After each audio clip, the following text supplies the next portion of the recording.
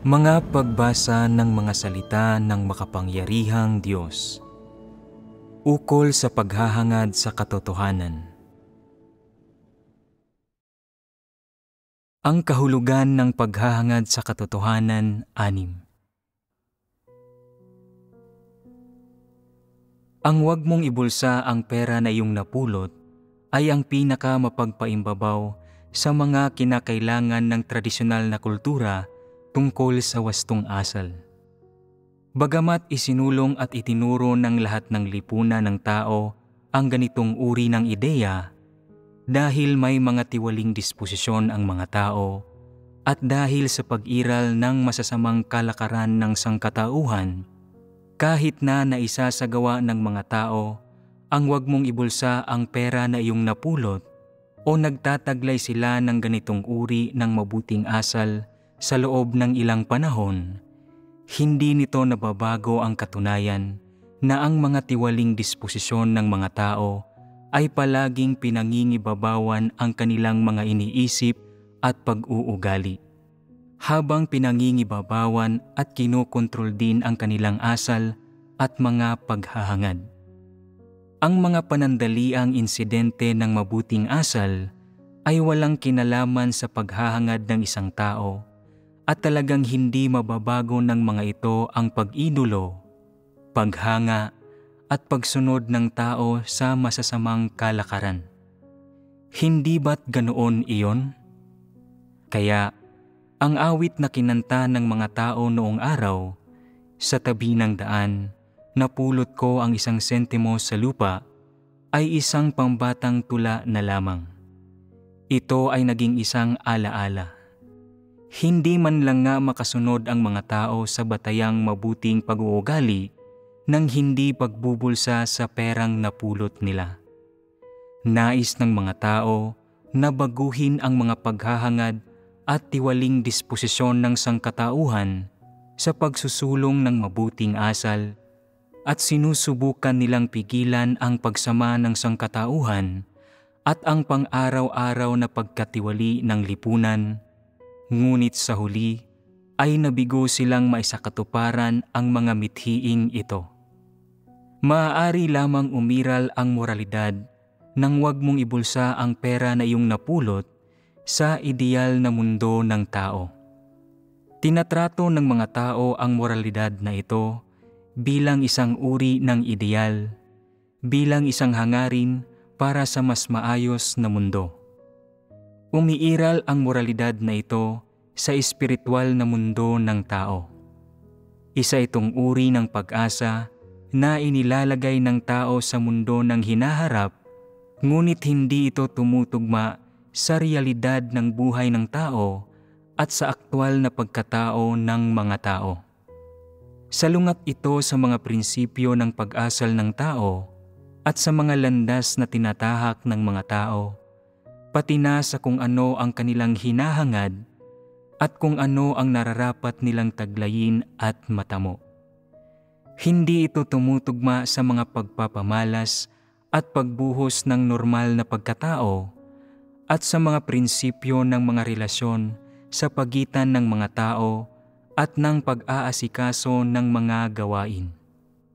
Kaya, ang pamantayang ito para sa paghusga sa wastong asal ng sangkatauhan ay walang bisa noon paman, mula noong sinaunang panahon hanggang sa kasalukuyan.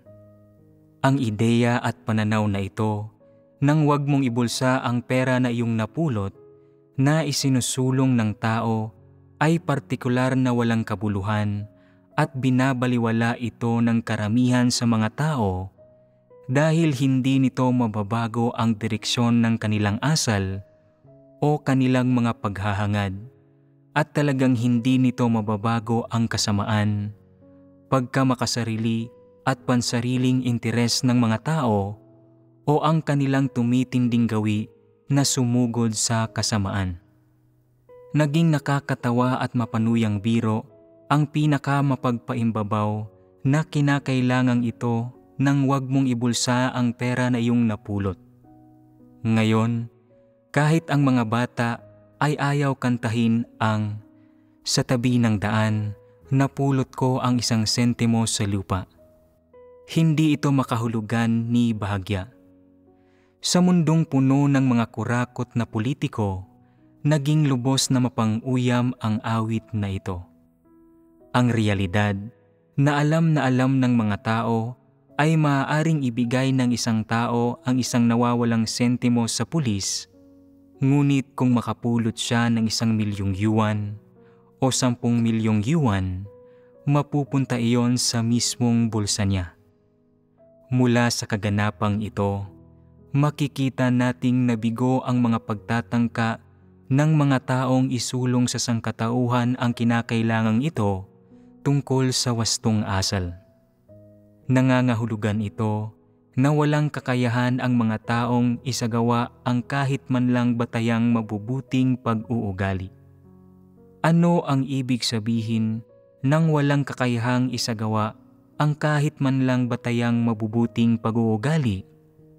Nangangahulugan ito na walang kakayahan ang mga tao na isagawa ang kahit man lang mga batayang bagay na dapat nilang gawin. Tulad ng hindi pagkuha sa isang bagay na napulot nila kung pagmamay-ari ito ng iba. Dagdag pa rito, kapag gumagawa ng mali ang mga tao, hindi sila magsasalita ng isang matapat na salita tungkol dito. Mas gugustuhin pa nilang mamatay kaysa umamin sa kanilang pagkakamali. Hindi man lang nga sila makasunod sa isang bagay na kasing simple ng hindi pagsisinungaling, kaya tiyak na hindi sila naaangkop na magsalita tungkol sa moralidad. Hindi man lang nga nila ninanais na magtaglay ng konsiyensya at katwiran, kaya paano sila makapagsasalita tungkol sa moralidad? Nag-iisip ng husto ang mga opisyal at ang mga nasa kapangyarihan ng mga paraan upang makapiga at makakuha ng higit pang kita mula sa ibang tao at makasunggab ng mga bagay na hindi sa kanila. Kahit ang batas ay hindi sila mapigilan. Bakit ganito? Paanong umabot ang tao sa puntong ito? Ang lahat ng ito ay dahil sa mga tiwaling satanikong disposisyon ng mga tao at ang kontrol at pangingibabaw sa kanila ng kanilang satanikong kalikasan na nagdudulot ng lahat ng uri ng mga mapanlinlang at mapaminsalang pag-uugali. Gumagawa ang mga mapagpaimbabaw na ito ng maraming kasuklam-suklam at walang kahihiyang bagay habang nagkukunwaring naglilingkod sa mga tao. Hindi ba't ganap na silang nawalan ng kahihiyan? Sa panahon ngayon, napakaraming mapagpaimbabaw na tao. Sa mundo kung saan talamak ang masasamang tao at sinusupil ang mabubuting tao, ang isang doktrinang tulad ng "Huwag mong ibulsa ang pera na iyong napulot" ay talagang walang kakayahang pigilan ang mga tiwaling disposisyon ng mga tao. At hindi talaga nito mababago ang kanilang kalikasan at diwa o ang landas na kanilang tinatahak. Naunawaan ba ninyo ang mga bagay na sinabi ko sa pagbabahaging ito sa paksa nang huwag mong ibulsa ang pera na iyong napulot? Ano ang kabuluhan para sa mga tiwaling tao ng kasabihang ito?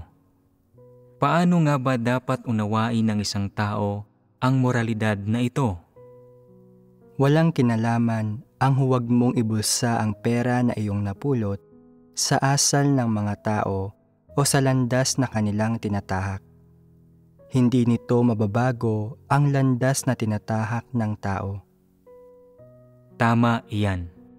Hindi angkop para sa mga tao na suriin ang pagkatao ng isang tao batay sa kasabihang, "Huwag mong ibulsa ang pera na iyong napulot." Hindi maaaring gamitin ang kasabihang ito para sukatin ang pagkatao ng isang tao at mali ring gamitin ito upang sukatin ang mga moralidad ng isang tao. Isa lang itong panandaliang pag-uugali ng tao. Hindi talaga ito maaaring gamitin upang suriin ang diwa ng isang tao. Ang mga taong nagsulong ng kasabihan tungkol sa wastong asal na huwag mong ibulsa ang pera na iyong napulot, ang mga tinatawag na scholar at guro na ito ay mga idealista. Hindi nila nauunawaan ang pagkatao o diwa ng tao at hindi nila naiintindihan kung gaano na naging masama at tiwali ang tao. Kung kaya, ang kasabihang ito tungkol sa wastong asal na isinusulong nila ay lubos na walang kabuluhan, hindi talaga ito praktikal at hindi ito angkop sa mga totoong kalagayan ng tao. Wala ni katiting na kaugnayan ang kasabihang ito tungkol sa wastong asal sa diwa ng tao o sa iba't ibang tiwaling disposisyon na inilalabas ng mga tao o sa mga kuro-kuro, pananaw at pag-uugali na maaaring ilabas ng mga tao habang napangingibabawan ng mga tiwaling disposisyon. Ito ang isang aspeto. Ang isa pang aspeto ay na ang hindi pagbubulsa ng perang napupulot ng isang tao ay isang bagay lang na nararapat gawin ng normal na tao. Halimbawa, ipinanganak ka at pinalaki ng iyong mga magulang, ngunit noong wala ka pang muwang at musmus pa, ang ginagawa mo lang ay humingi sa iyong mga magulang ng pagkain at damit. Gayunpaman, sa sandaling nasa hustong gulang ka na at mas nauunawaan na ang mga bagay-bagay, natural mong natututunan na mahalin ng husto ang iyong mga magulang, na iwasang pag-alalahanin o galitin sila, na subukang huwag dumagdag sa kanilang dami ng trabaho o pagdurusa at nagawin ang lahat ng kaya mong gawin ng mag-isa. Natural mong nauunawaan ang mga bagay na ito at hindi kailangan ang sinuman para turuan ka. Isa kang tao, mayroon kang konsyensya at katwiran, kaya nagagawa at nararapat mong gawin ang mga bagay na ito. Ni hindi ito kabanggit-banggit. Sa pagtataas sa huwag mong ibulsa ang pera na iyong napulot sa antas ng marangal na moral na karakter, pinapalaki ng mga tao ang isang bagay na hindi naman dapat palakihin at masyadong nagmamalabis. Hindi dapat tukuyin ang pag-uugaling ito sa ganoong paraan. Hindi ba't ganoon iyon? Ano ang maaaring matutunan mula rito? Ang paggawa ng kung ano ang nararapat gawin at kayang gawin sa saklaw ng normal na pagkatao ay isang tanda ng pagkakaroon ng isang tao ng normal na pagkatao. Nangangahulugan ito na kung ang isang tao ay may normal na katwiran, kaya niyang gawin ang mga bagay na iyon na maiisip at mapagtatanto ng mga taong may normal na pagkatao na nararapat nilang gawin. Hindi ba't napakanormal na pangyayari nito? Kung gumagawa ka ng isang bagay na kayang gawin ng sinumang may normal na pagkatao, matatawag ba talaga itong mabuting asal? Kinakailangan ba talagang udyukan ito? Hindi. Hindi kinakailangan. Maituturing ba talaga itong marangal na pagkatao? Maituturing ba itong pagtataglay ng pagkatao? Ang pagpapakita ng mga gayong pag-uugali ay hindi nagtataas sa isang tao sa antas ng pagtataglay ng pagkatao. Kung sasabihin mong may pagkatao ang isang tao, nangangahulugan ito na ang perspektibo at posisyon ng pagtingin niya sa mga problema ay medyo positibo at aktibo, pati na rin ang kanyang mga paraan at diskarte sa pagharap sa mga problema. Ano ang tanda ng pagiging positibo at aktibo? Makukonsiyensya at makararamdam ng pagkapahiya ang taong iyon. Ang isa pang tanda ng pagiging positibo at aktibo ay ang pagkaunawa sa pagiging matuwid. Maaaring ang taong ito ay may ilang masasamang gawi, tulad ng pagtulog ng gabing-gabi na at paggising ng tanghali na, pagiging mapili sa pagkain, o pagkagusto ng mga pagkaing matapang ang lasa, ngunit bukod sa masasamang gawing ito, mayroon siyang ilang partikular na magagandang katangian. Magkakaroon siya ng mga prinsipyo at limitasyon pagdating sa kanyang asal at mga kilos. Makararamdam siya ng pagkapahiya at magkakaroon ng pagkaunawa sa pagiging matuwid. At magkakaroon siya ng mas maraming positibong katangian at mas kaunting negatibong katangian. Kung matatanggap at maisasagawa niya ang katotohanan, mas lalong magiging mainam iyon at magiging madali para sa kanyang tumahak sa landas ng paghahangad sa katotohanan.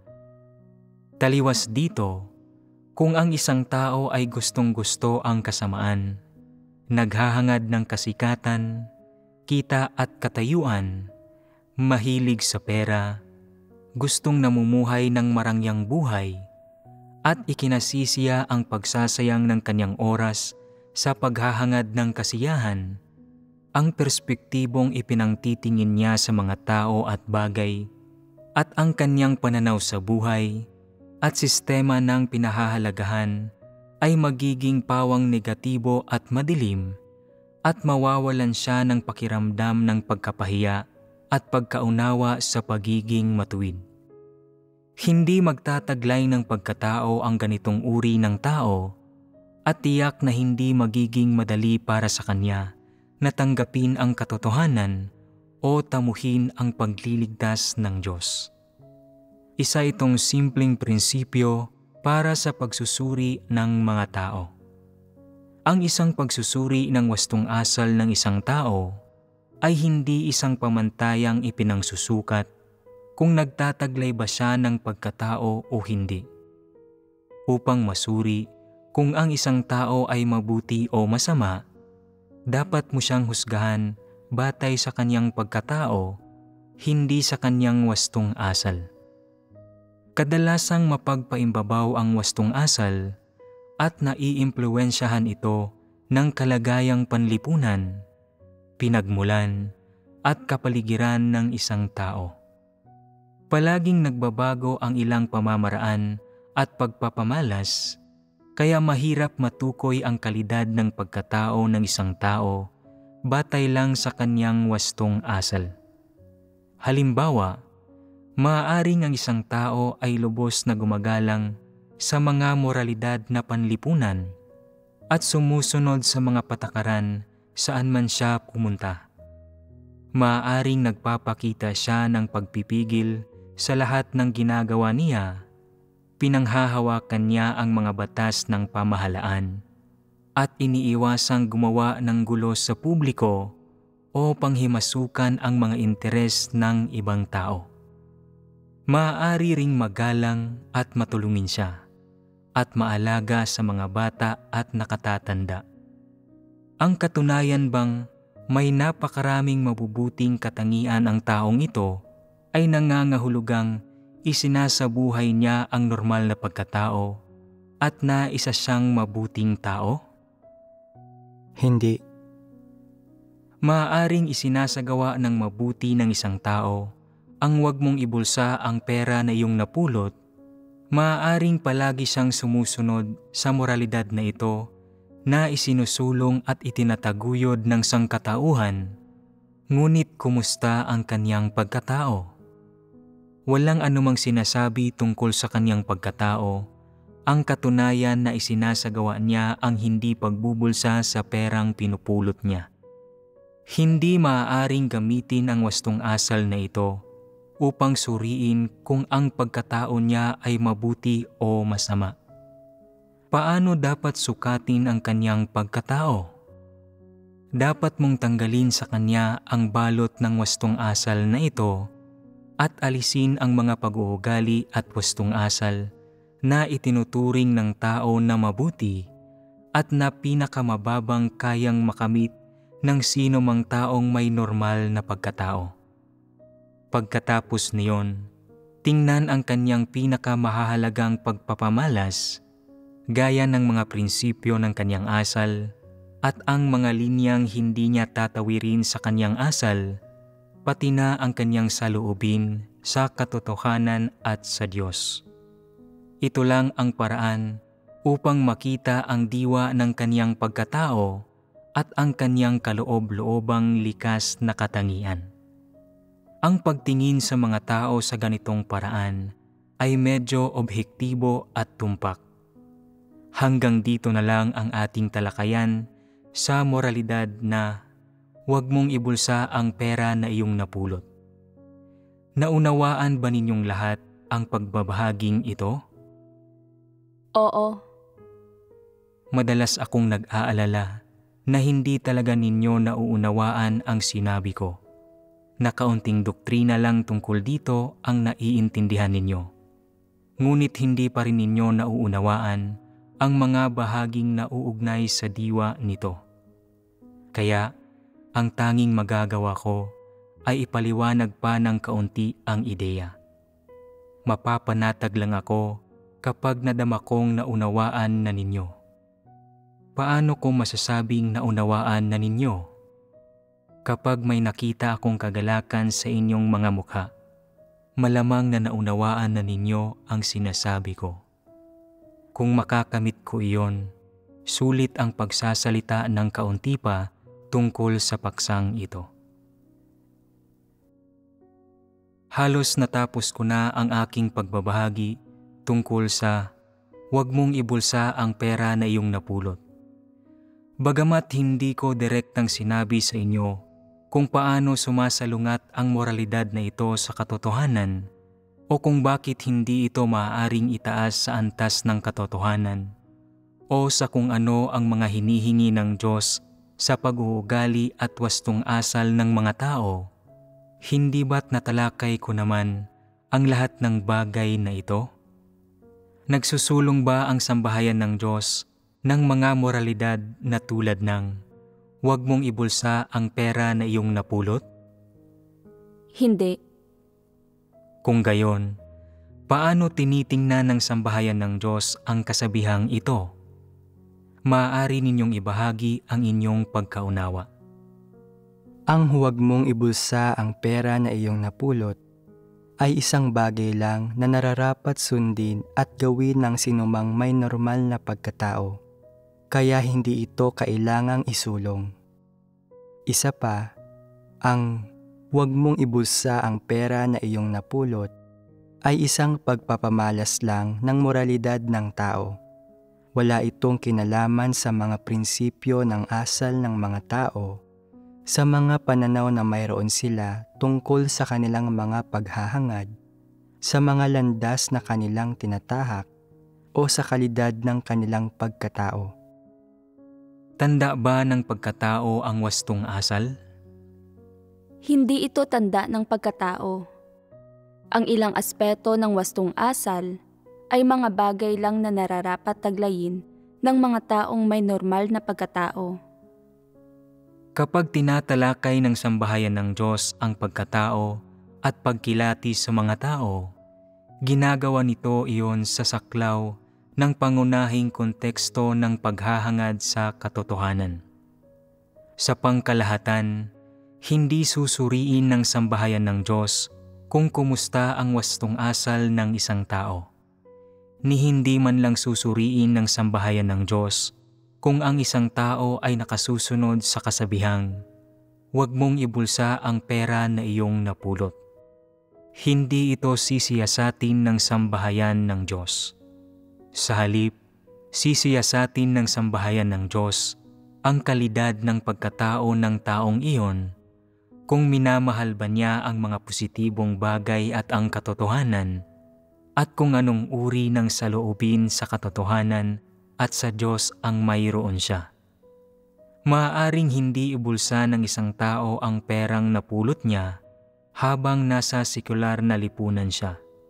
Ngunit kung hindi man lang niya pinoprotektahan ang mga interes ng sambahayan ng Diyos, matapos maging isang mananampalataya, kung kaya niyang nakawin, lustayin, o ibenta pa nga ang mga handog kapag binigyan siya ng pagkakataong pamahalaan ang mga ito, kung kaya niyang gumawa ng lahat ng uri ng masasamang bagay, ano siya? Isang masamang tao. Hindi siya kailanman naninindigan upang protektahan ang mga interes ng sambahayan ng Diyos kapag may mga nangyayaring issue. Hindi ba't may mga taong katulad niya? Mayroon nga. Kung gayon, magiging angkop bang gamitin ang kasabihang, "Huwag mong ibulsa ang pera na iyong napulot upang suriin ang kanilang pagkatao"? Hindi ito magiging angkop. Sinasabi ng ilang tao, mabuti silang tao noon. Mayroon silang marangal na moral na karakter at sinasang-ayunan sila ng lahat noon. Kaya bakit sila nagbago matapos mapunta sa sambahayan ng Diyos? Nagbago ba talaga sila? Ang totoo, hindi sila nagbago. Nagtataglay sila ng kaunting wastong asal at mabuting pag-uugali, ngunit bukod doon, ito ang diwa ng kanilang pagkatao noon pa man. Hindi talaga iyon nagbago. Saan man sila pumunta, palagi silang umaasal ng ganito. Nagkataon lang na noon, sinusuri sila ng mga tao gamit ang pamantayan ng wastong asal sa halip na gamitin ang katotohanan upang husgahan ang kanilang pagkatao. Iniisip ng mga tao na sumailalim sila sa kung anong uri ng pagbabago, pero ang totoo ay hindi. Sinasabi ng ilan, hindi sila ganoon dati. Hindi sila ganoon dati dahil hindi sila naharap sa mga sitwasyong ito noon at wala sila sa ganitong uri ng kapaligiran noon. Dagdag pa rito, hindi naunawaan ng mga tao ang katotohanan at hindi sila nagawang kilatisin. Ano ang pinakakahihinatnan ng pagtingin at paghusga ng mga tao sa iba batay sa isang mabuting pag-uugali sa halip na sa diwa ng pagkatao ng mga ito? Bukod sa hindi makikita ng malinaw ng mga tao ang iba, mabubulag at malilinlang din sila ng panlabas na mabuting asal ng iba. Kapag hindi nakikita ng malinaw ng mga tao ang iba, magtitiwala, magsusulong at magtatalaga sila ng mga maling tao at malilinlang at maloloko sila ng ibang tao. Madalas na nagagawa ng ilang lider at manggagawa ang pagkakamaling ito kapag pumipili at nagtatalaga ng mga tao. Nalilinlang sila ng mga taong sa panlabas ay nagtataglay ng ilang mabubuting pag-uugali at mabubuting asal at isinasaayos nila na tumanggap ang mga ito ng mahalagang gawain o magtabi ng ilang mahahalagang bagay. Bilang resulta, nagkakaproblema at nagiging sanhi ito para dumanas ng ilang kawalan ang sambahayan ng Diyos. Bakit nagkaproblema? Nagkaproblema dahil hindi nahalata ng mga lider at manggagawa ang likas na pagkatao at diwa ng mga taong ito. Bakit hindi nila nahalata ang likas na pagkatao at diwa ng mga ito? Dahil hindi nauunawaan ng mga lider at manggagawang ito ang katotohanan at hindi nila nagagawang suriin at kilatisin ang mga tao. Hindi nila mahalata ang likas na pagkatao at diwa ng mga tao at hindi nila alam kung anong uri ng saloobin sa Diyos, sa katotohanan at sa mga interes ng sambahayan ng Diyos ang taglay ng mga tao. Bakit ganoon? Dahil tinitingnan ng mga lider at manggagawang ito ang mga tao at bagay mula sa maling pananaw. Tinitingnan lang nila ang mga tao batay sa mga kuro-kuro at imahinasyon ng tao. Hindi nila tinitingnan ang diwa ng mga ito ayon sa mga salita ng Diyos at sa mga prinsipyo ng katotohanan. Sa halip, Tinitingnan nila ang mga tao batay sa wastong asal at mga panlabas na pag-uugali at pagpapamalas ng mga ito. Walang prinsipyo ang kanilang pagtingin sa mga tao, kaya pinagkakatiwalaan nila ang mga maling tao, itinatalaga ang mga maling tao, at dahil dito, sila ay nalilinlang, naluloko at nagagamit ng mga taong iyon, at sa huli ay nagdurusa ang mga interes ng sambahayan ng Diyos. Ito ang mga kinahihinatnan ng kawalan ng kakayahang mahiwatigan ang mga tao o mahalata ang mga ito. Kaya, kapag may isang taong gustong hangarin ang katotohanan, ang unang leksyong dapat niyang matutunan ay kung paano kilatisin at tingnan ang mga tao.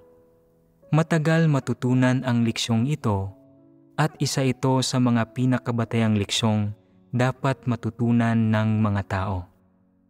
Kung gusto mong malinaw na makita ang isang tao at matutunang matukoy siya, dapat mo munang maunawaan kung anong mga pamantayan ang ginagamit ng Diyos upang suriin ang mga tao, kung anong mga baluktot na kaisipan at pananaw ang kumukontrol at nangingibabaw sa paraan kung paano tinitingnan at sinusuri ng mga tao ang iba, at kung sumasalungat ba ang mga ito sa mga pamantayang ginagamit ng Diyos upang suriin ang mga tao, at kung paano sumasalungat ang mga ito. Batay ba sa mga hinihingi ng Diyos ang mga pamamaraan at pamantayang ipinangsusuri mo sa mga tao? Batay ba ang mga ito sa mga salita ng Diyos? Pinagbatayan ba ng mga ito ang katotohanan? Kung hindi, at kung lubos kang umaasa sa iyong mga karanasan at imahinasyon upang suriin ang iba, o kung umaabot ka pa sa puntong ibinabatay mo ang iyong mga pagsusuri sa mga moralidad na panlipunan na isinusulong sa loob ng lipunan, o sa mga nauobserbahan mo gamit ang sarili mong mga mata, mananatiling hindi malinaw sa iyo ang taong sinusubukan mong kilatisin. Hindi mo siya mahahalata. Kung pagkakatiwalaan mo siya at magtatalaga ka ng mga tungkulin sa kanya, haharap ka sa isang partikular na antas ng panganib, at sa huli, may posibilidad na magdudulot ito ng pinsala sa mga handog sa Diyos, sa gawain ng iglesia, at sa pagpasok sa buhay ng hinirang ng Diyos. Ang pagkilatis sa mga tao ay ang unang leksyong dapat mong matutunan kung gusto mong hangarin ang katotohanan. Siyempre pa, isa rin ito sa mga pinakabatayang aspeto ng katotohanan na dapat taglayin ng mga tao. Ang matutong kilatisin ang mga tao ay hindi maihihiwalay sa paksa ng pagbabahaginan ngayon. Dapat mong matukoy ang kaibahan sa pagitan ng mabuting asal at mga katangian ng tao at ng mga bagay na dapat taglayin ng isang taong may normal na pagkatao. Napakahalagang matukoy ang kaibahan sa pagitan ng dalawang ito. Saka mo lang makikilala at tumpak na mahihiwatigan ang diwa ng isang tao, at sa huli ay matutukoy kung sino ang may pagkatao at kung sino ang wala. Ano ang dapat munang mayroon ng isang tao upang matukoy ang mga bagay na ito? Dapat maunawaan ng isang tao ang mga salita ng Diyos, pati na ang aspetong ito ng katotohanan, at maabot ang puntong tinitingnan niya ang mga tao ayon sa mga salita ng Diyos, na ang pamantayan niya ay ang katotohanan. Hindi ba't isa itong prinsipyo ng katotohanan na dapat isagawa at taglayin ng isang tao habang hinahangad ang katotohanan? Oo. Kaya, kinakailangan nating magbahaginan tungkol sa mga paksang ito.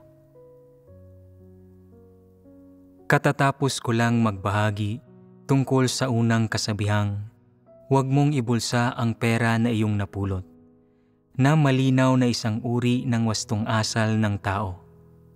Isa itong uri ng moral na karakter at panandaliang pag-uugali na nagiiwan ng magandang impresyon sa mga tao, ngunit sa kasamaang palad, hindi ito maaaring magsilbi bilang pamantayang ipinangsusuri kung ang isang tao ay nagtataglay ba ng pagkatao o hindi.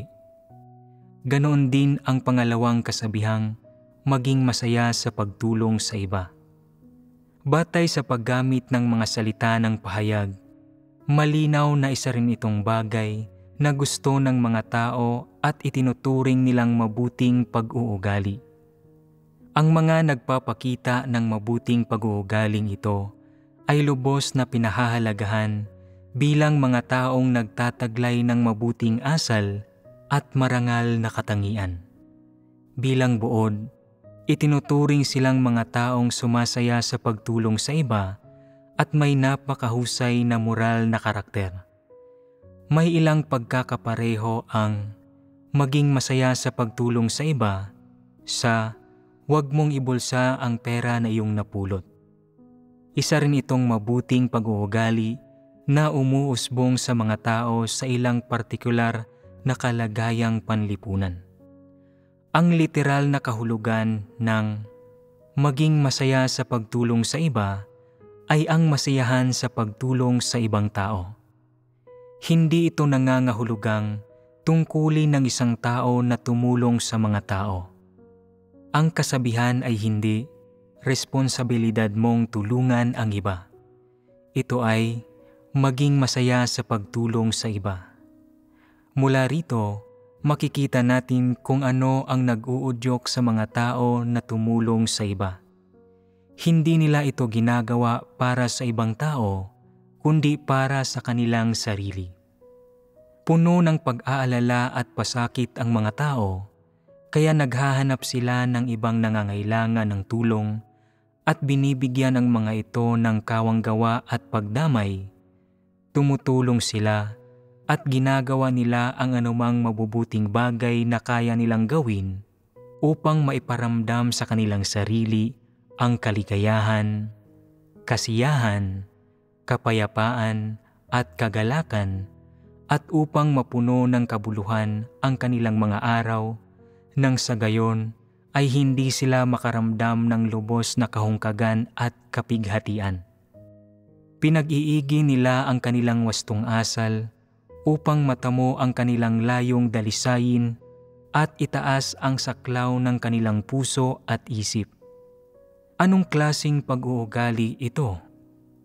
Kung titingnan ninyo ang mga taong sumasaya sa pagtulong sa iba mula sa perspektibo ng paliwanag na ito, hindi sila mabubuting tao. Ni hindi man lang sila nauudyukan ng kanilang moralidad, konsyensya, o pagkatao na gawin kung ano ang nararapat nilang gawin o tuparin ang kanilang mga responsibilidad sa lipunan at pamilya. Bagkus, tumutulong sila sa mga tao upang magtamo ng kasiyahan, espiritual na pampalubag loob, emosyonal na kaginhawahan, at upang mamuhay ng masaya. Ano ang dapat maging opinyon sa ganitong uri ng wastong asal? Kung titingnan ninyo ang likas na katangian nito, mas malala pa ito kaysa sa huwag mong ibulsa ang pera na iyong napulot. Kahit papaano, walang makasariling aspeto sa huwag mong ibulsa ang pera na iyong napulot. Paano naman ang maging masaya sa pagtulong sa iba? Ipinahihiwatig ng salitang masaya na naglalaman ang pag-uugaling ito ng mga elemento ng pagiging makasarili at mabababang uring intensyon. Hindi ito tungkol sa pagtulong sa mga tao para sa kapakanan ng mga ito o bilang hindi makasariling handog. Ginagawa ito alang-alang sa sariling kasiyahan ng isang tao. Hindi talaga ito nararapat na udyokan. Halimbawa, sabihin na nakakita ka ng isang matandang natumba sa isang pangunahing kalsada at naisip mo, nalulungkot ako sa mga araw na ito. Magandang pagkakataon ang pagkatumba ng matandang ito. Magiging masaya ako sa pagtulong sa iba. Lalapit ka at tutulungang makatayo ang matanda at kapag nakatayo na siya, pupurihin ka niya, sinasabing, "Napakabuting tao mo anak. Nawa ay maging ligtas at masaya ka at mabuhay ka ng matagal." Pupuspusin ka niya ng magagandang salita at matapos marinig ang mga ito, mawawala ang lahat ng iyong mga alalahanin at masisiyahan ka. Iisipin mong mabuti ang tumulong sa mga tao at magpapasya kang lalakad sa mga kalsada sa libre mong oras at tutulungang makatayo ang sino mang matutumba. Nagpapakita ng ilang mabubuting pag-uugali ang mga tao sa ilalim ng impluwensya ng ganitong uri ng pag-iisip at tinukoy ito ng lipunan ng tao bilang mainam na tradisyon ng pagiging masaya sa pagtulong sa iba at bilang isang uri ng marangal na moral na karakter na ipinapasa ang dakilang tradisyong ito. Ang kahulugan sa likod ng pagiging masaya sa pagtulong sa iba ay na ang mga taong gumagawa ng pagtulong ay karaniwang itinuturing ang kanilang sarili na pinakatugatog ng moralidad. Ipinipresenta nila ang kanilang sarili bilang mga dakilang pilantropo at kapag mas pinupuri sila ng mga tao, mas handa silang tumulong, magbigay ng kawanggawa at gumawa ng higit pa para sa iba. Natutugunan nito ang kanilang pagnanasang maging bayani at tagapagligtas ng sangkatauhan, pati na ang kanilang pagnanasang makakuha ng isang uri ng kasiyahan mula sa pagiging kailangan ng iba. Hindi ba't ang lahat ng tao ay gustong maramdaman na kailangan sila? Kapag nararamdaman ng mga tao na kailangan sila ng iba, iniisip nila na partikular silang kapaki-pakinabang at na may kahulugan ang kanilang buhay. Hindi ba't isang uri lang ito ng paghahanap ng atensyon? Ang paghahanap ng atensyon ay ang tanging bagay na nagbibigay ng kasiyahan sa mga tao. Ito ang kanilang paraan ng pamumuhay. Sa katunayan, sa anumang perspektibo natin tingnan ang usapin ng pagiging masaya sa pagtulong sa iba, hindi ito isang pamantayan para sa pagsusuri sa mga moralidad ng tao.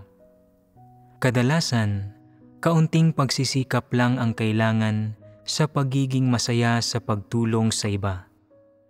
Kung handa kang gawin ito, natupad mo na ang iyong responsibilidad sa lipunan. Kung ayaw mo itong gawin, walang magpapanagot sa iyo at hindi ka kukondinahin ng publiko. Pagdating sa mabubuting pag-uugaling pinupuri ng tao, maaaring piliin ng isang tao na isagawa ang mga ito o hindi gawin ang mga ito, alinman ay ayos lang.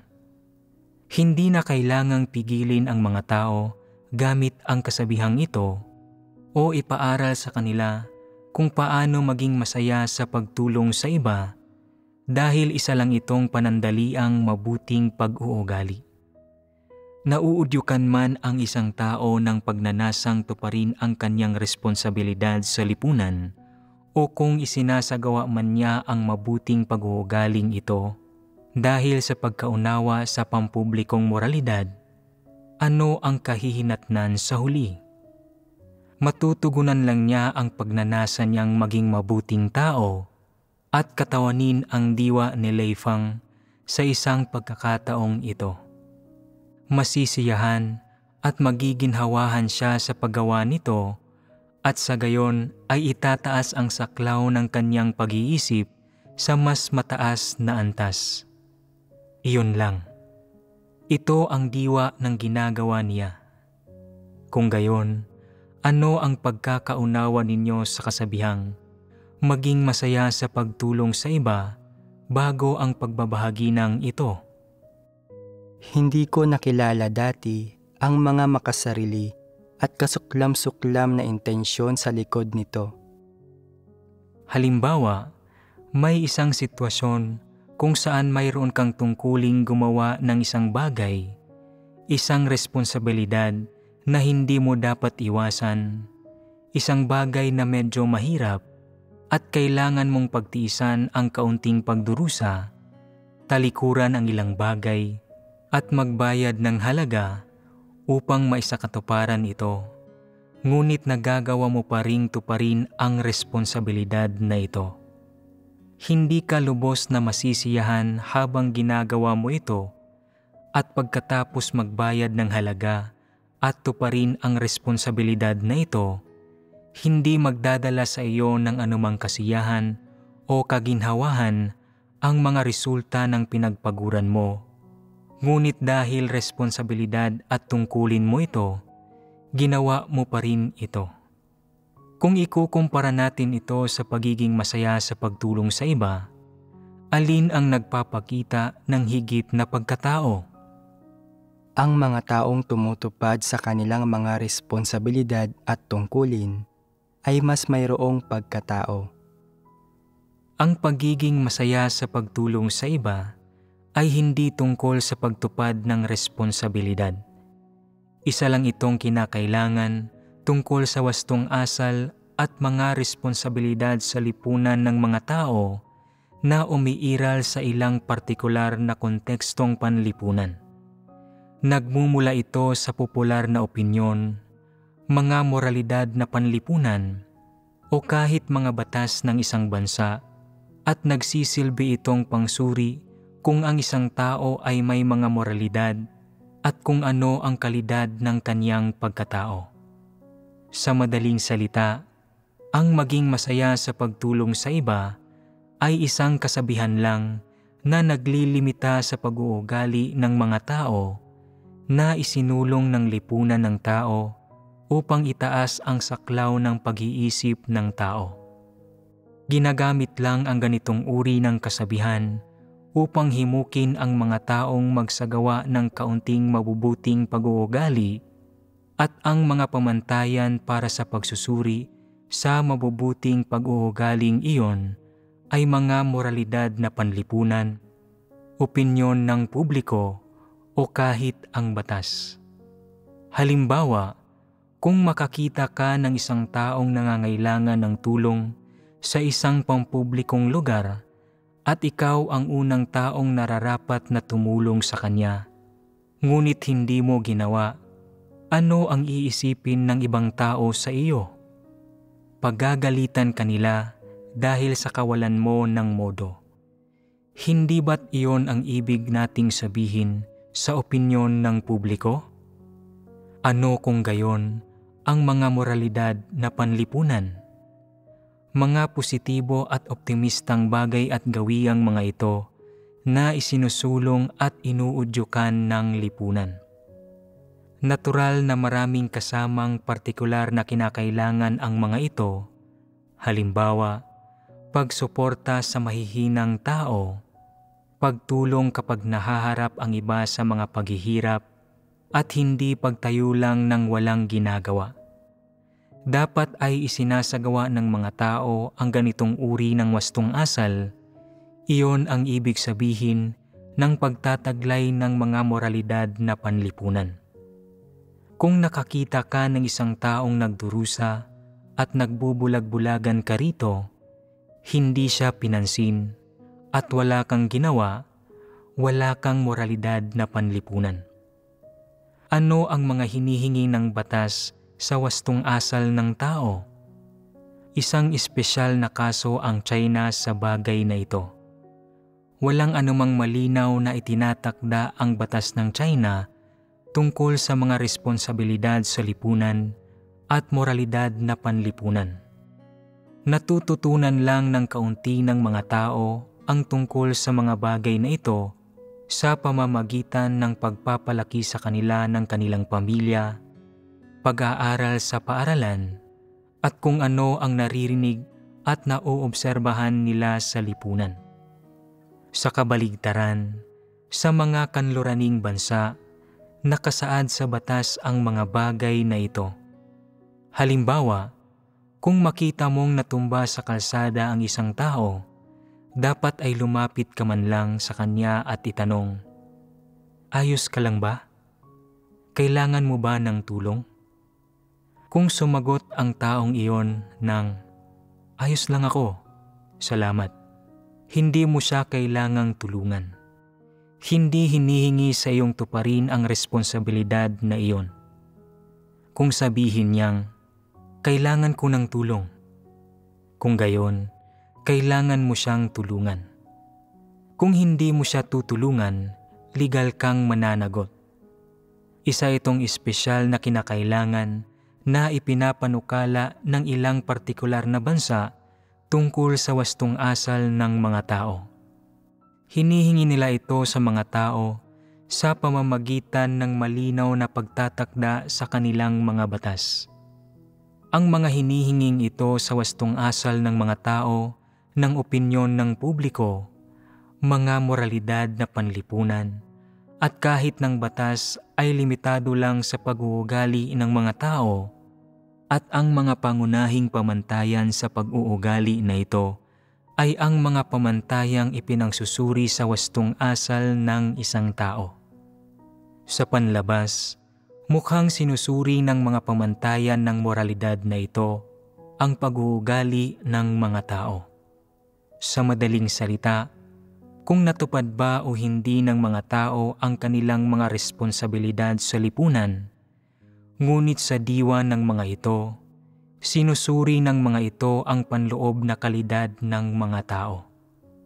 Ito man ay opinyon ng publiko, mga moralidad na panlipunan o batas, ang sinusukat o hinihingi lang ng mga bagay na ito ay ang tungkol sa mga bagay na ginagawa ng mga tao, at limitado ang mga pagsukat at hinihinging ito sa pag-uugali ng mga tao.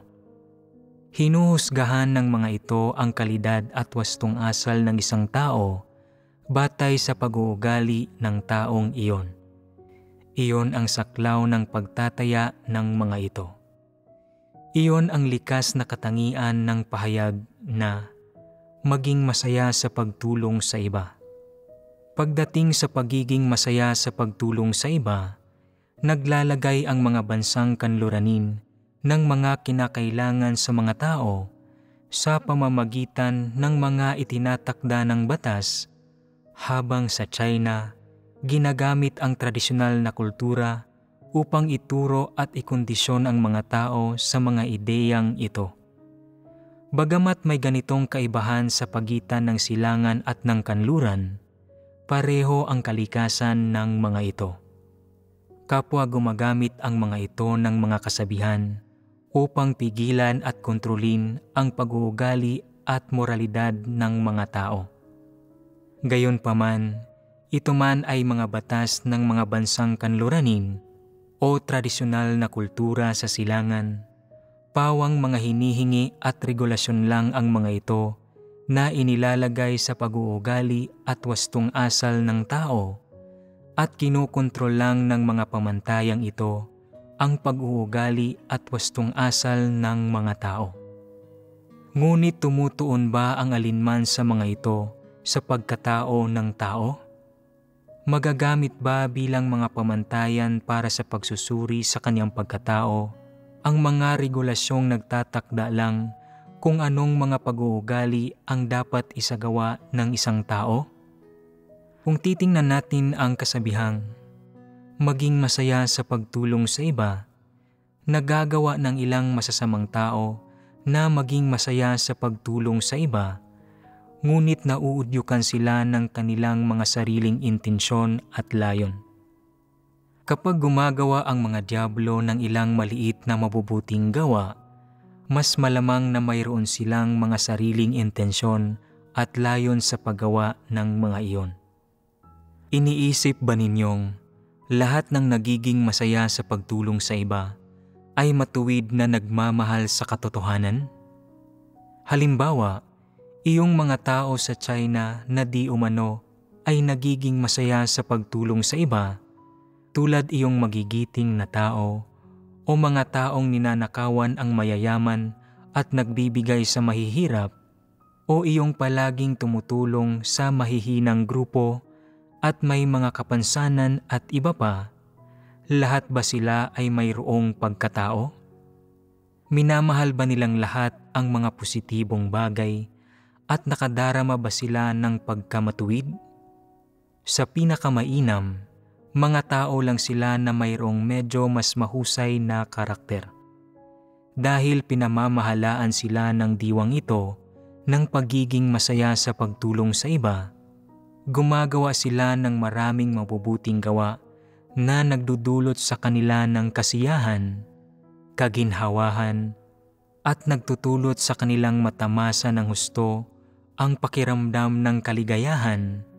Ngunit ang pagsasagawa sa gayong mga pag-uugali ay hindi nangangahulugang mayroon silang pagkatao, dahil parehong hindi malinaw ang kanilang pananampalataya at kung ano ang kanilang hinahangad sa espiritual na antas, hindi alam ang mga ito. Kung gayon, maituturing ba silang mga taong may pagkatao at konsiyensya batay sa mabuting asal na ito? Ang ilang institusyon tulad ng mga foundation at welfare agency na di umano ay nagiging masaya sa pagtulong sa iba, na tumutulong sa mahihinang grupo at may mga kapansanan, ay tumutupad sa pinakasukdulan ng kanilang kaunting responsibilidad sa lipunan. Ginagawa nila ang mga bagay na ito upang mapaganda ang kanilang imahe sa mata ng publiko, mas makilala sila, at matugunan ang kaisipan ng pagiging masaya sa pagtulong sa iba. Hinding-hindi ito umaangat sa antas ng pagpapahiwatig na sila ay nagtataglay ng pagkatao.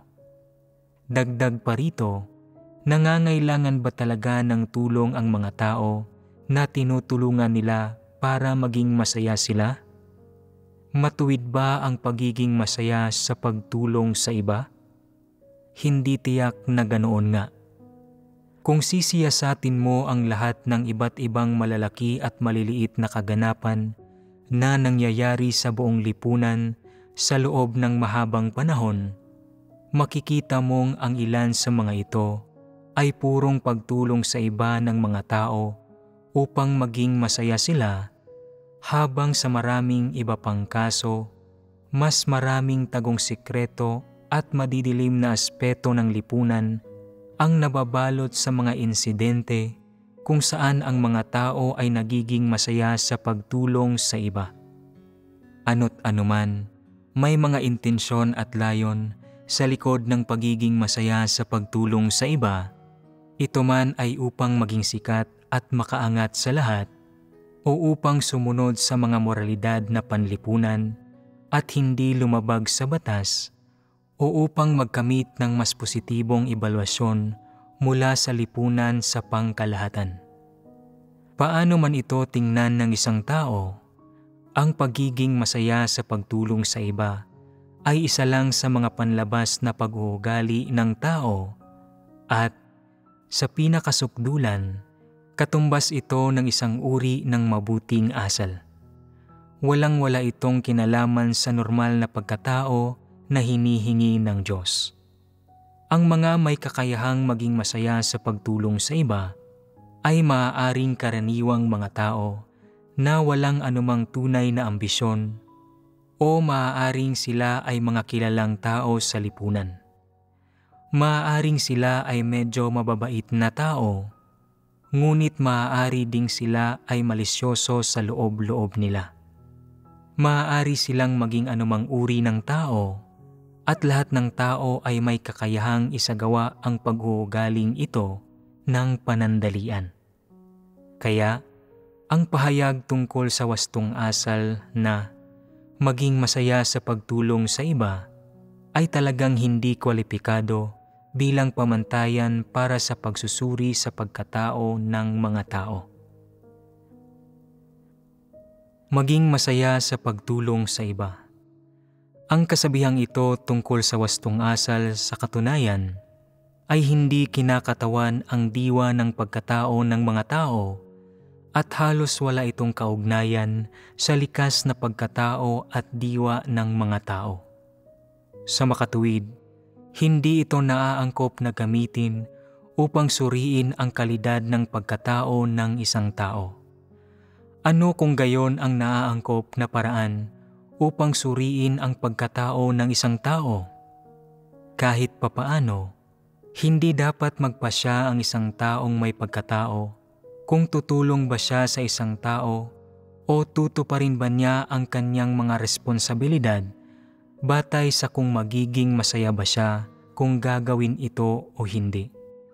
Sa halip, ang kanyang desisyon ay dapat batay sa kanyang konsiyensya at katwiran at hindi niya dapat isaalang-alang kung ano ang mapapala niya o kung ano ang kahihinatnan na maidudulot sa kanya ng pagtulong sa taong iyon o kung ano ang maaaring maging epekto nito sa kanya sa hinaharap. Hindi niya dapat isaalang-alang ang mga bagay na ito at dapat niyang tuparin ang kanyang mga responsibilidad, tulungan ang iba, at pigilang makaranas ng pagdurusa ang iba. Dapat niyang tulungan ang mga tao sa dalisay na paraan nang walang anumang makasariling mithiin. Iyon ang gagawin ng isang taong tunay na nagtataglay ng pagkatao. Kung ang layo ng isang tao sa pagtulong sa iba ay upang bigyang kasiyahan ang kanyang sarili o bumuo ng sarili niyang magandang reputasyon, may makasarili at mababang uring katangian dito. Hindi kikilos sa ganitong paraan ang mga tunay na nagtataglay ng konsiyensya at katwiran. Ang mga taong tunay na may pagmamahal para sa iba ay hindi kumikilos para lang tugunan ang kanilang pagnanasa na may partikular na maramdaman. Sa halip, kumikilos sila upang tuparin ang kanilang mga responsibilidad at gawin ang lahat ng makakaya nila para tumulong sa iba. Hindi sila tumutulong sa mga tao upang makakuha ng gantimpala at wala silang anupamang intensyon o motibo. Kahit na maaaring mahirap kumilos sa ganitong paraan, at kahit na pwede silang husgahan ng iba o maharap pa nga sa kaunting panganib, kinikilala nila na isa itong tungkuling dapat tuparin ng mga tao, na responsibilidad ito ng mga tao, at na kung hindi sila kikilos sa ganitong paraan, magkukulang sila sa kung ano ang pananagutan nila sa iba at sa Diyos, at maiiwan silang may panghabang buhay na pagsisisi. Dahil dito, nagpapatuloy sila ng walang pag-aalinlangan, ginagawa nila ang lahat ng makakaya nila, sinusunod nila ang kalooban ng langit, at tinutupad nila ang kanilang responsibilidad. Paano man sila husgahan ng iba, o kung pinasasalamatan at pinahahalagahan man sila ng iba o hindi, basta't natutulungan nila ang taong iyon na gawin ang anumang kailangan niyang gawin at nagagawa nila iyon ng buong puso nila, masisiyahan na sila. May konsiyensya at katwiran ang mga taong nagagawang kumilos sa ganitong paraan. Tinataglay nila ang mga pagpapamalas ng pagkatao at hindi lang isang uri ng pag-uugali na limitado sa saklaw ng moral na karakter at wastong asal. Ang pagiging masaya sa pagtulong sa iba ay isang uri lang ng pag-uugali at kung minsan, isa lang itong pag-uugaling lumilitaw sa ilang partikular na konteksto. Ang desisyon ng isang taong isagawa ang ganitong uri ng panandaliang pag-uugali ay ginagawa batay sa kanyang lagay ng loob, mga emosyon, kapaligirang panlipunan, pati na sa agarang konteksto at kung anong mga pakinabang o disbentaha ang maaaring idulot ng pagkilos sa ganoong paraan. Hindi isinasaalang-alang ng mga taong may pagkatao ang mga bagay na ito kapag tumutulong sila sa mga tao. Nagdidesisyon sila batay sa isang pamantayan ng paghusga na mas positibo at mas naaayon sa konsensya at katwiran ng normal na pagkatao. Kung minsan, nagagawa pa nilang magpatuloy sa pagtulong sa mga tao kahit na ang paggawa nito ay kumukontra at sumasalungat sa mga pamantayan ng moralidad. Ang mga pamantayan, ideya at pananaw ng moralidad ay maaari lamang pigilan ang mga panandaliang pag-uugali ng mga tao. At kung ang mga pag-uugaling ito ay mabuti ba o masama, ay magbabago depende sa lagay ng loob ng tao, sa kanyang mga emosyon, sa kabutihan at kasamaan sa loob-loob niya, at sa kanyang mga pansamantalang mabubuti o masasamang layunin. Natural na magkakaroon din ng epekto rito ang kalagayan at kapaligirang panlipunan. Maraming karumihan sa mga pag-uugaling ito. Pawang mapagpaimbabaw na pag-uugali ang mga ito at hindi maaaring husgahan ng mga tao kung ang isang tao ay may pagkatao o wala gamit ang mga ito.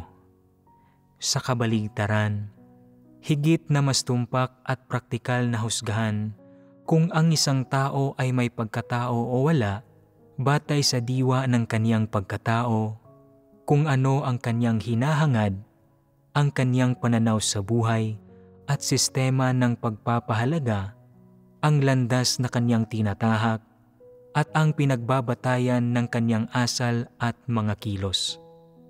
Sabihin mo sa akin, alin ang naaayon sa katotohanan?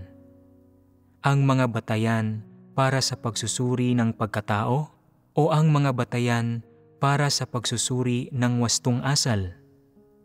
Ang mga pamantayan ba para sa pagsusuri ng wastong asal ang naaayon sa katotohanan?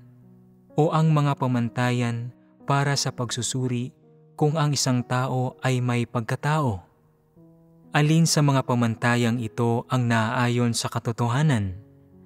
Ang totoo, ang naaayon sa katotohanan ay ang mga pamantayan para sa pagsusuri kung ang isang tao ay nagtataglay ba ng katotohanan o hindi.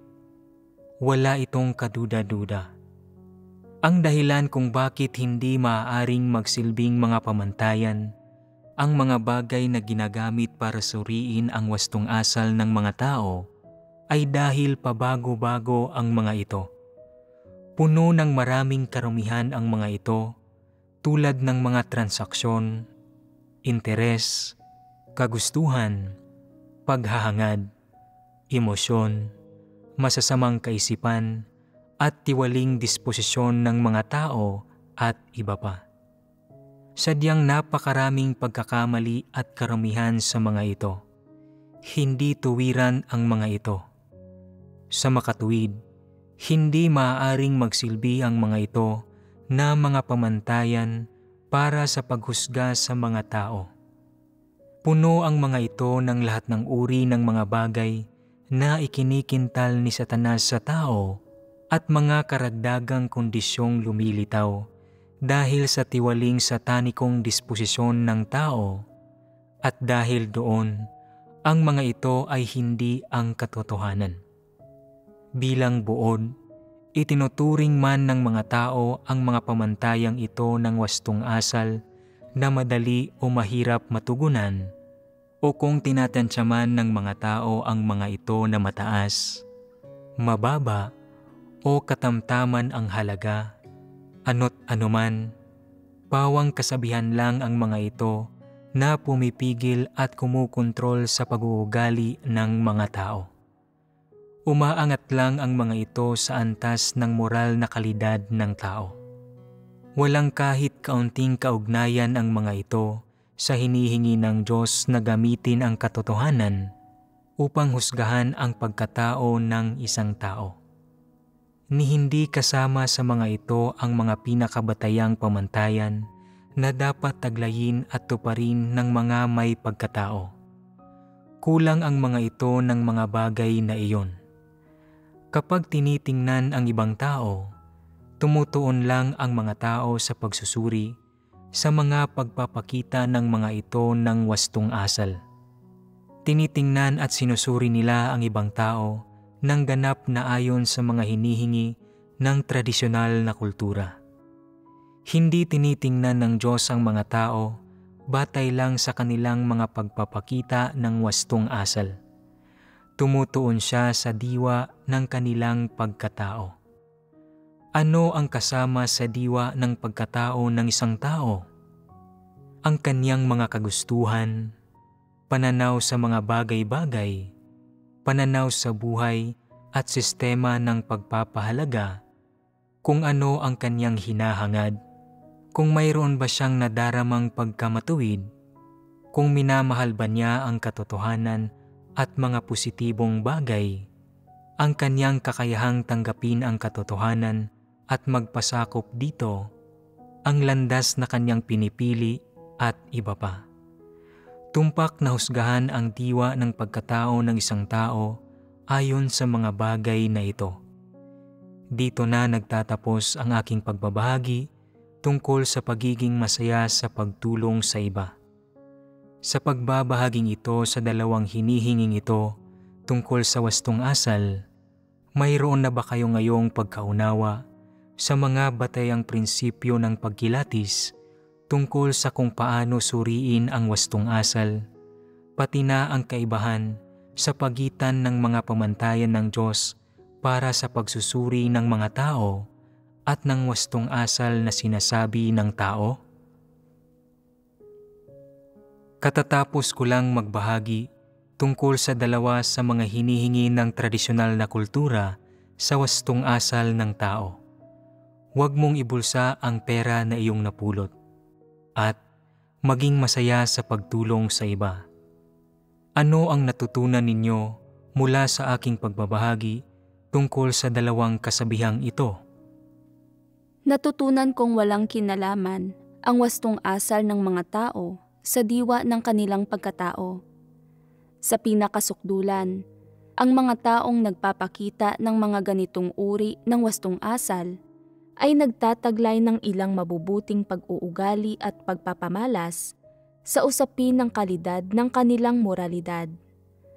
Gayunpaman, hindi ito nangangahulugang mayroon silang pagkatao o na isinasabuhay nila ang wangis ng tao. Nagkamit ako ng medyo mas malinaw na pagkaunawa sa isyong ito. Ang mga taong nagpapakita ng mabuting asal ay hindi masasabing talagang may pagkatao. Nababatid ito ng lahat at ito talaga ang lagay ng mga bagay-bagay. Sinusunod ng lahat ng tao ang masasamang kalakaran ng lipunan at unti-unti nilang nawala ang kanilang konsyensya at katwiran. Ilan lang ang nakapagsasabuhay ng wangis ng tao. Mabuting tao ba ang bawat taong nagsauli sa pulis ng isang sentimong nakita niya sa gilid ng daan? Hindi masasabing ganoon nga. Ano ang kinahinatnan kalaunan ng mga taong minsang pinuri bilang mga bayani? Sa kanilang puso, alam ng lahat ng tao ang mga sagot sa mga tanong na ito. Ano ang nangyari sa mga huwaran ng panlipunang moralidad at mga dakilang pilantropo na madalas na nasisiyahan sa pagtulong sa iba, na pinalamutian ng mga pulang bulaklak at pinuri ng tao? Karamihan sa kanila ay hindi naman pala mabubuting tao. Sadya lang silang gumawa ng ilang mabubuting gawa upang sumikat. Ang totoo, karamihan sa kanilang aktwal na pag-uugali, buhay at karakter ay hindi naman talaga mabuti. Sa pagsisipsip at pambobola lang sila talagang magaling. Kapag inalis nila ang kanilang mga pulang bulaklak at ang mapagpaimbabaw na pakitang tao ng pagiging huwaran ng panlipunang moralidad, hindi man lang nila alam kung paano umasal o kung ano ang dapat nilang gawin sa buhay nila. Ano ang problema rito?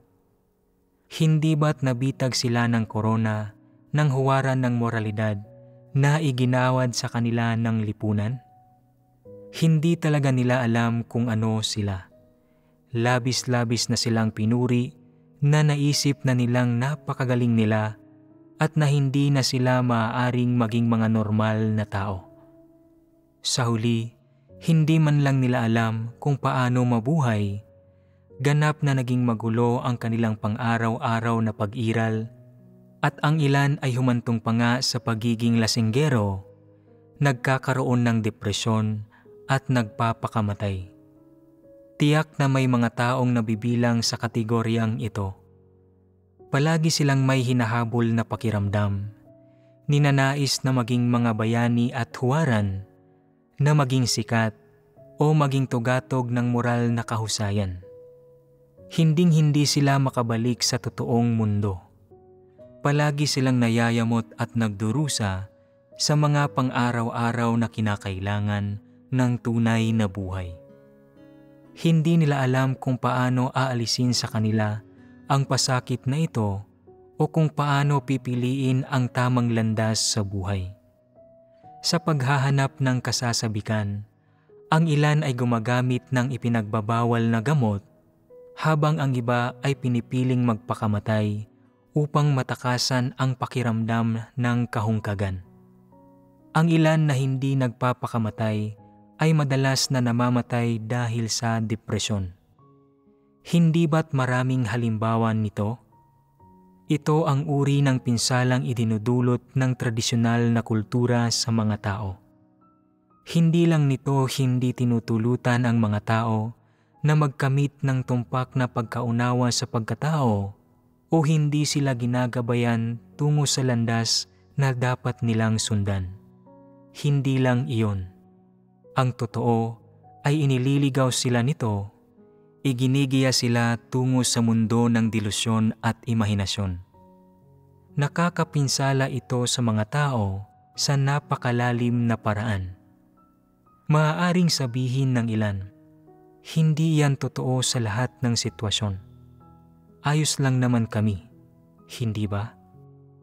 Hindi ba resulta lang ng proteksyon ng Diyos ang katunayan na maayos ang lagay ninyo ngayon? Dahil lang pinili kayo ng Diyos at taglay ninyo ang kanyang proteksyon, kaya mapalad kayong tinatanggap ninyo ang kanyang gawain at nababasa ninyo ang kanyang mga salita, nakadadalo sa mga pagtitipon, nagagawang makipagbahaginan at natutupad ang inyong tungkulin dito. Dahil lang sa kanyang proteksyon, kaya nakapamumuhay kayo ng buhay ng normal na tao at nagtataglay ng normal na katwiran upang harapin ang lahat ng aspeto ng inyong pang-araw-araw na buhay. Gayunpaman, hindi maipagkakailang sa kaibuturan ng inyong isipan, mayroon pa ring mga ideya at pananaw na tulad ng huwag mong ibulsa ang pera na iyong napulot at maging masaya sa pagtulong sa iba. At kasabay nito, ikinukulong pa rin kayo ng mga ideolohikal at moral na pamantayang ito na nagmumula sa sangkatauhan. Bakit ko sinasabi na ikinukulong kayo ng mga bagay na ito? Dahil ang landas na pinipili ninyong tahakin sa buhay, ang mga prinsipyo at direksyon ng inyong mga kilos at asal, at ang mga prinsipyo, pamamaraan, at pamantayang ginagamit ninyo upang tingnan ang mga tao at bagay at iba pa ay naiimpluwensyahan pa rin o ginagapos at kinukontrol pa nga ng mga ideolohikal at moral na pamantayang ito sa iba't ibang antas. Samantala, ang mga salita ng Diyos at ang katotohanan ay hindi pa rin nagiging batayan at pamantayan para sa inyong pagtingin sa mga tao at bagay at sa inyong asal at mga kilos. Sa ngayon, pinili pa lang ninyo ang tamang direksyon sa buhay at mayroon kayong kagustuhan, hangarin at pag-asam na tumahak sa landas ng paghahangad sa katotohanan. Subalit, sa tunay na buhay, karamihan sa inyo ay hindi pa talaga nakarating sa landas na ito. Sa madaling salita, ni hindi pa kayo nakakatapak sa tamang landas na inihanda ng Diyos para sa tao. Sasabihin ng ilan, kung hindi pa kami nakatapak sa tamang landas, bakit natutupad pa rin namin ang aming mga tungkulin? Resulta ito ng pagpili, pakikiisa, konsyensya at kagustuhan ng tao. Sa ngayon, nakikiisa ka sa mga hinihingi ng Diyos at sinusubukan ang iyong makakaya upang humusay, pero ang pagsubok mo na humusay ay hindi nangangahulugan na nakatapak ka na sa landas ng paghahangad sa katotohanan. Ang isang rason nito ay dahil naiimpluwensyahan pa rin kayo ng mga ideya na ikinintal sa inyo ng tradisyonal na kultura. Halimbawa, maaaring naunawaan ninyo ng mabuti ang diwa ng mga pahayag na huwag mong ibulsa ang pera na iyong napulot at maging masaya sa pagtulong sa iba pagkatapos ninyo akong marinig na magbahagi tungkol sa mga ito at ilantad ang mga ito. Ngunit sa loob ng ilang araw, posibleng magbago ang isip ninyo. Posibleng maisip ninyo, ano ba ang masama sa huwag mong ibulsa ang pera na iyong napulot? Gusto ko ang mga taong hindi nagbubulsa ng perang napulot nila. Mabuti nga, hindi sila ganid. Anong mali sa maging masaya sa pagtulong sa iba? Kahit papaano, kapag nangangailangan ka, maaasahan mong may tutulong sa iyo. Mabuting bagay ito at isa itong bagay na kailangan ng lahat. Isa pa, paano mo man ito tingnan, ang pagiging masaya ng mga tao sa pagtulong sa iba ay isang mabuti at positibong bagay lang. Obligasyon natin ito at hindi ito dapat pinipintasan. Kita mo, ilang araw lang matapos mamulat, sapat na ang isang gabing tulog para baguhin ka. Ibabalik ka nito sa kung nasaan ka dati at ibabalik ka ulit sa pagkakakulong sa tradisyonal na kultura. Sa madaling salita, naiimpluwensyahan ng mga bagay na ito na nakasiksik sa kaibuturan ng isip mo ang iyong mga iniisip at pananaw paminsan-minsan, pati na ang mga landas na pinipili mo.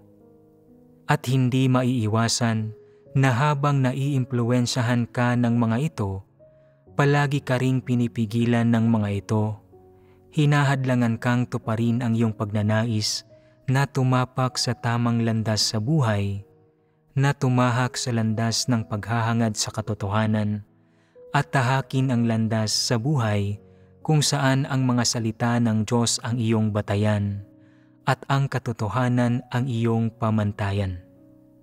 Kahit na handang-handa kang tahakin ang landas na ito, kahit na inaasam mong gawin ito, at nababalisa ka tungkol dito, at ginugugol mo ang mga araw mo na nag-iisip at nagpaplano, gumagawa ng mga pagpapasya at ipinagdarasal ito, hindi pa rin mangyayari ang mga bagay-bagay na gaya sa hinihiling mo.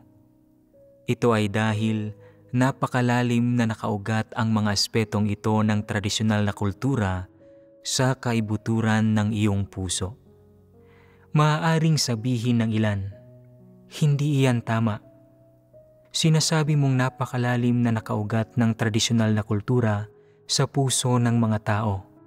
Ngunit sa palagay ko ay hindi iyan totoo. Lampas 20 anyos pa lang ako. Wala pang lampas 70 o 80. Kaya paanong malalim nang nakaugat ang mga bagay na ito sa aking puso? Bakit ko sinasabi na malalim nang nakaugat ang mga ideyang ito sa iyong puso? Isipin mo, mula sa panahon ng iyong mga pinakaunang alaala, hindi ba't palagi mong hinahangad na maging isang marangal na tao, kahit na hindi naman ikinintal sa iyo ng mga magulang mo ang gayong mga ideya? Halimbawa, gusto ng karamihan ng mga tao na manood ng mga pelikula at magbasa ng mga nobela tungkol sa mga bayani at lubos silang nakikisimpatya sa mga biktima sa mga kwentong ito habang kinamumuhian nila ang mga kontrabida at malulupit na tauhang nananakit ng ibang tao.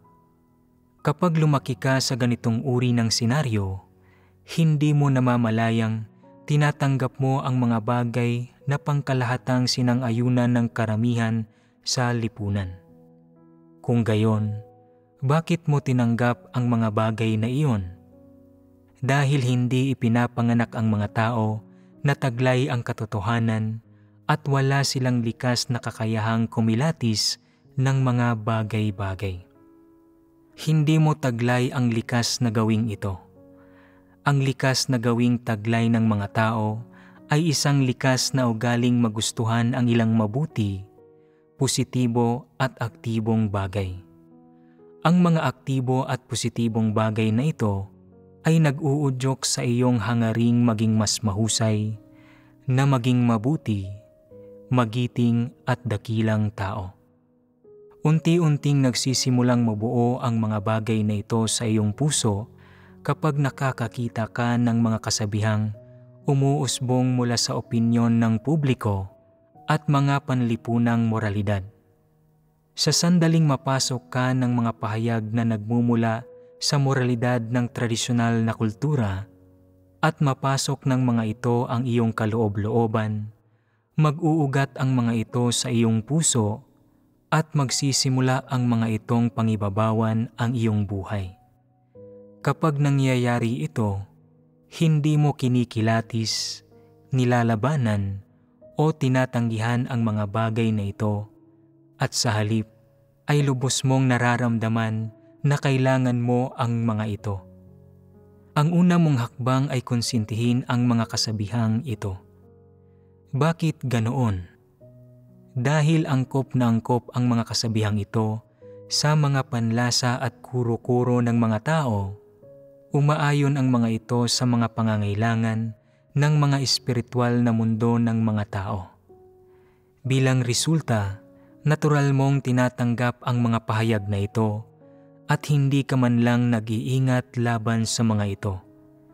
Unti-unti, sa pamamagitan ng pagpapalaki ng iyong pamilya, pag-aaral sa eskwela at pagkondisyon at pagtuturo ng doktrina ng lipunan, kasama ng iyong mga sariling imahinasyon, lubos kang nakukumbinsi na mga positibong bagay ang mga kasabihang ito. Sa pagpipino ng panahon at habang unti-unti kang tumatanda, nagsisikap kang sundin ang mga kasabihang ito sa lahat ng uri ng konteksto at sitwasyon at sundin ang mga bagay na ito na likas na gusto at pinaniniwalaan ng mga tao na mabuti. Lalong nabubuo ang mga ito sa loob mo at mas malalim na nagkakaugat sa loob mo. Kasabay nito, pinangingibabawan ng mga bagay na ito ang iyong pananaw sa buhay at ang mga mithiing hinahangad mo, at ang mga ito ay nagiging mga pamantayan mo sa panghuhusga sa mga tao at bagay. Sa sandaling magkahugis sa loob ng mga tao, ang mga kasabihang ito mula sa tradisyonal na kultura, nasa pwesto na ang lahat ng batayang kondisyong, nagtutulak sa kanilang labanan ang Diyos at ang katotohanan. Para bang nakahanap ang mga tao ng kanilang mga sariling dahilan at batayan para gawin ito. At kaya, kapag inilalantad ng Diyos ang mga tiwaling disposisyon at diwa ng mga tao, at pinauulanan sila ng pagkastigo at paghatol, kung ano-ano ang nagiging mga kuro-kuro ng mga tao tungkol sa Kanya. Iniisip nila, madalas na sinasabi ng mga tao, kung hahampasin mo ang iba, huwag mo silang hampasin sa mukha. Kung pupunahin mo ang iba, huwag mong punahin ang mga pagkukulang nila. At wala nang silbi ang pagpupugot ng mga ulo. Maging mabait hanggat maaari, kaya paanong nakapagsasalita ng ganoon ang Diyos? Diyos ba talaga iyon? Hindi magsasalita ang Diyos sa ganoong paraan. Dapat siya ang pinakamaprinsipyo at kausapin niya ang mga tao ng may malumanay na tono, ang tono ni Buddha na nagliligtas sa lahat ng tao mula sa pagdurusa, ang tono ng isang Bodhisattva. Ganoon ang Diyos, isang lubos na malumanay at kahanga-hangang Diyos. Ang seryeng ito ng mga ideya, pananaw at kuro-kuro ay patuloy na lumalabas sa iyong puso ng patindi at sa huli, hindi mo na talaga matitiis at gagawa ka ng isang bagay para maghimagsik at lumaban sa Diyos kahit na ayaw mo. Sa ganitong paraan, nawawasak ka ng iyong mga kuro-kuro at imahinasyon. Mula rito, makikita natin na anuman ang iyong edad, basta't tatanggap mo ang edukasyon ng tradisyonal na kultura at taglay mo ang kapasidad ng pag-iisip ng isang nasa hustong gulang na, mapupuno ang puso mo ng mga aspetong ito ng moralidad ng tradisyonal na kultura at unti-unting mag-uugat ang mga ito sa loob mo. Napangibabawan ka na ng mga ito at namuhay ka na ayon sa mga bagay na ito sa loob ng maraming taon. Ang iyong buhay at ang iyong mismong likas na pagkatao ay matagal nang inukupan ng mga aspetong ito ng moralidad ng tradisyonal na kultura. Halimbawa, mula 5 o 6 na taong gulang, natutunan mo nang maging masaya sa pagtulong sa iba at hindi ibulsa ang pera na iyong napulot. Naimpluwensyahan ka ng mga bagay na ito at ganap na nadiktahan ng mga ito kung paano ka kumilos. Ngayon, bilang isang taong matanda na, namuhay ka na ayon sa mga bagay na ito sa loob ng maraming taon. Nangangahulugan itong napakalayo mo sa mga pamantayang hinihingi ng Diyos sa tao. Mula nang tanggapin mo ang mga kasabihang ito tungkol sa wastong asal na isinusulong ng tradisyonal na kultura, napalayo ka na ng napalayo sa mga hinihingi ng Diyos. Lumaki na ng lumaki ang agwat sa pagitan ng iyong mga sariling pamantayan ng pagkatao at ng mga pamantayan ng pagkatao na hinihingi ng Diyos. Bilang resulta, napalayo ka na ng napalayo sa Diyos. Hindi ba't ganoon iyon? Huwag kayong magmadali at pagnilayan ang mga salitang ito.